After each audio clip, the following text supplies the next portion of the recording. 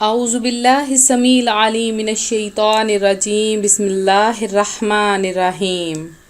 اللہ کے نام سے شروع کرتی ہوں جو بہت ہی مہربان اور نہایت ہی رحم کرنے والا ہے۔ روحانی وظائف چینل کی طرف سے تمام ویورز کو السلام علیکم ورحمۃ اللہ وبرکاتہ۔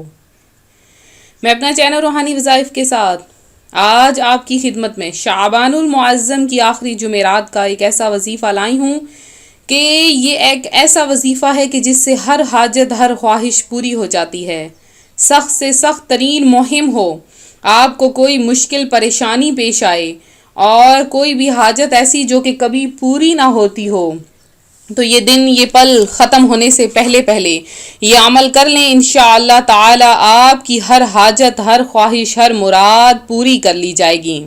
یہ ایک ایسے کلامات ہیں، ان کلامات کی برکت سے آپ کی تمام حاجتیں پوری ہو جائیں گی، تمام آپ کے جتنے بھی آپ کے اعمال، وہ خواہشیں جو آپ صدیوں سے پوری کروانا چاہتے ہیں، تو اس عمل سے اللہ تبارک و تعالی آپ کی وہ تمام حاجات بھی پوری فرما دے گا اور آپ کے تمام گناہ صغیرہ و کبیرہ بھی معاف فرما دے گا۔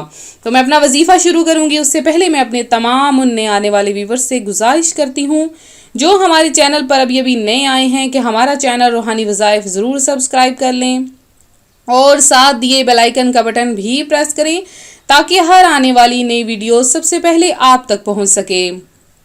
جمعرات کا دن بہت ہی مبارک اور بابرکت ترین دن ہوتا ہے۔ جو جمعرات کے دن نبی پاک علیہ السلام کا فرمان ہے کہ جو جمعرات کے دن پر کثرت سے درود پاک پڑھتا ہے تو فرشتے اس کا درود پاک سونے اور چاندی کے قلم سے لکھ کر سونے اور چاندی کے تخت پہ رکھ کر تو مجھ تک اس کا درود پاک پیش کیا جاتا ہے اور میں اس کا درود پاک خود سماعت فرماتا ہوں۔ ایک اور حدیث مبارکہ ہے کہ نبی پاک علیہ السلام کا ارشاد رحمت بنیاد ہے کہ جس نے مجھ پر ایک مرتبہ درود پڑھا، اللہ عز و جل اس پر 10 رحمتیں نازل فرمائے گا اور اس کے 10 گناہوں کو معاف کر دے گا اور اس کے 10 درجات کو بھی بلند فرما دے گا۔ اور بے شک شعبان المعظم میں درود پاک پڑھنے کی تو بہت ہی زیادہ فضیلت ہے۔ یہ ہم کہتے ہیں کہ ہم جو اپنے پیارے آقا صلی اللہ علیہ وآلہ وسلم پر بن دیکھے ایمان لائے ہیں تو ہماری فضیلت بھی کس قدر بلند ہوگی جو پیارے آقا صلی اللہ علیہ وآلہ وسلم پر بن دیکھے ایمان لے آئے ہیں۔ اور آپ پر یہ ایمان کا یہ عالم ہے کہ ہم پیارے آقا صلی اللہ علیہ وآلہ وسلم پر درود و سلام کے تحائف بھیجیں۔ یہ تحائف تو بہت چھوٹے ہیں، آپ کا آنا اس دنیا میں فضیلت سے کم نہیں۔ آپ آئے تو آپ نے انسانیت کو ایک نئے چہرے سے نئی چیز سے روشناس کروایا، اللہ تبارک و تعالی کی ذات کو متعارف کروایا، آپ پر قرآن پاک نازل ہوا جس کو آپ نے عالم دنیا میں پھیلایا۔ تو ہمیں اپنے پیارے آقا صلی اللہ علیہ وآلہ وسلم پر یہ چھوٹا سا تحفہ تو ضرور ہی پیش کرنا چاہیے۔ جو شخص جمعرات اور جمعہ کی درمیانی رات درود پاک پڑھتا ہے یہ والا، اللہم صلی علی سیدنا و مولانا محمد النبی الامی الحبیبی العالی القدری العظیمی الجاہی وعلی آلہ وصحبہ وبارک وسلم، تو اسے قبر کا حساب نہیں دینا پڑتا۔ اسے جو ہے نبی پاک علیہ السلام اپنے مبارک ہاتھوں سے، یہاں تک کہ وہ دیکھے گا کہ نبی پاک علیہ السلام کی وہ زیارت کرے گا اور قبر میں داخل ہوتے وقت بھی نبی پاک علیہ السلام اسے اپنے مبارک ہاتھوں سے قبر میں اتاریں گے۔ کس قدر فضیلتیں ہیں، کس قدر رحمتیں ہیں۔ ہم گناہ گاروں کو اگر یہ رحمتیں اور فضیلتیں مل جائیں تو ہم کس قدر خوش نصیب ہوں گے۔ ان خوش نصیب لوگوں میں ہمارا بھی نام ہو جائے گا جو کہ جنہیں پیارے آقا صلی اللہ علیہ وآلہ وسلم اپنے رحمت بھرے ہاتھوں سے قبر میں اتاریں گے۔ تو آپ لوگ ان خوش نصیب لوگوں میں سے ہونا چاہتے ہیں تو آج جمعرات ہے اور جمعرات اور جمعہ کی جو درمیانی رات ہوتی ہے اس میں ایک دفعہ اٹھ کر بس یا گھڑی میں الارم لگا لیں یا جب بھی آپ کی آنکھ کھلے یہ درود پاک آپ ضرور پڑھ لیں. اس درود پاک کی فضیلت تو میں آپ کو بتا چکی ہوں. پھر ایک یہ بات کہ شعبان المعظم ختم ہونے والا ہے، رمضان المبارک کی بہاریں آنے والی ہیں، تو ہمیشہ یہ دعا کریں اللہم بلغنا رمضان، ہمیں اے باری تعالی ہمیں رمضان تک پہنچا. تو شعبان المعظم تو ہمارا جیسے تیسے گزر رہا ہے، ہم نے نیکیاں کی، ہم نے برکات حاصل کی، نوافل پڑھے، روزے رکھے، یا ہم نے صدقہ و خیرات کیا، تو یہ ہمارے لیے بہت زیادہ فضیلتوں کا حامل ہے. اسی طرح ہم نے رمضان المبارک میں بھی نیکیاں کرنی ہیں. دیکھیں ہر نیکی صدقہ ہے، ہر نیکی صدقہ ہے. جیسے کہ حضرت جابر رضی اللہ تعالی عنہ سے مروی ہے کہ رسول اللہ صلی اللہ علیہ وآلہ وسلم نے ارشاد فرمایا ہر نیکی صدقہ ہے، اور بندہ جو بھی چیز اپنی جان اور اپنے گھر والوں پر خرچ کرتا ہے اس پر بندے کے لیے صدقے کا ثواب لکھا جاتا ہے. جیسا کہ رمضان میں آپ لوگ روزے کی وسعت کرتے ہو یا نوافل روزے کے دوران جو بھی پکاتے ہو اپنے گھر میں، گھر والے سب مل کر کھاتے ہیں، تو یہ بھی ایک صدقہ ہے. علامہ جیسے کہ کستلانی رحمۃ اللہ علیہ فرماتے ہیں ہر وہ اچھا کام جو انسان کرتا ہے یا جو اچھی گفتگو کرتا ہے جس کو شریعت نے پسند فرمایا، ناپسند بات سے منع کرتا ہے، وہ اس کے لیے صدقہ لکھی جاتی ہے. ایک روایت میں ہے ہر بھلائی صدقہ ہے، وہ بھلائی امیر کے ساتھ ہو یا غریب کے ساتھ.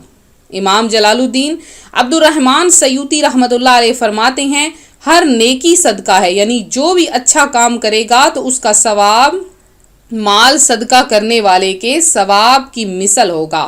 اب یہ نہیں کہ صرف مال و دولت ہی صدقہ کیا جائے، بلکہ دیکھیں نیکی جو ہم نیکی کرتے ہیں، کسی کو اچھائی بتاتے ہیں، برائی سے روکتے ہیں، وہ بھی ایک صدقہ ہوتی ہے. غریب صحابہ یہ گمان کرتے تھے کہ صدقہ صرف مال سے ہی ہوگا اور وہ مال سے محروم ہیں، تو رسول اللہ صلی اللہ علیہ وآلہ وسلم نے انہیں خبر دی کہ نیکی اور بھلائی کے تمام کام صدقہ ہیں. جس صدقے میں مال خرچ نہیں کرنا پڑتا اس کی دو قسمیں ہیں، اور یہ مخلوق پر صدقہ ہوتا ہے جو بسا اوقات مال صدقہ کرنے سے افضل ہے. اس کی مثال نیکی کا حکم کرنا اور برائی سے منع کرنا. اور دوسرا فائدہ جیسے تسبیح، تکبیر یعنی اللہ اکبر، سبحان اللہ، الحمدللہ اور لا الہ الا اللہ کہنا، استغفار کہنا، مسجد کی طرف جانا بھی یہ بھی ایک صدقہ ہے. اور اغنیاء کے مال کو خرچ کر کے سبقت لے جانے پر غمگین ہو کر سوال نہ کرے. تو یہ دیکھیں یہ چھوٹی چھوٹی چیزیں صدقہ ہیں. آپ لوگ بھی صدقہ کریں. شعبان المعظم کا مہینہ گزرنے سے پہلے خوب صدقہ و خیرات کریں، غریبوں مستحقین کو دیں، ایسے لوگوں کو دیں جو کہ سفید پوش ہوں. سفید پوش ان لوگوں کو کہتے ہیں جو کہ مانگتے نہیں ہیں.